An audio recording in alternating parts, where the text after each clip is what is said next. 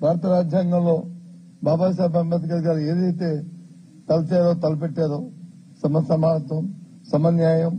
అందరికీ రాష్ట్రాంతాలుగా అందరికీ దేశంలో ప్రతి ఒక్కరికి కూడా ఫలాలు అందాలని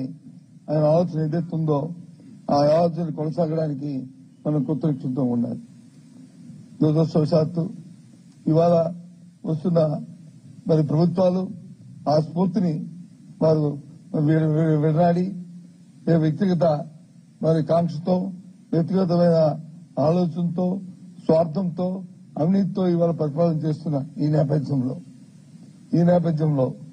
దురదృష్టవశాత్తు మన రాష్ట్రంలో అయితే ఇంకా మితిమీరుతున్న ఈ కార్యక్రమాల్ని మరి ఎండగట్టి వాటిని కాకుండా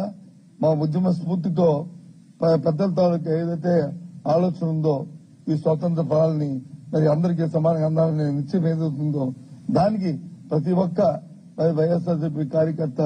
నవ్వు పెట్టాలని మరి మీ అందరికీ కూడా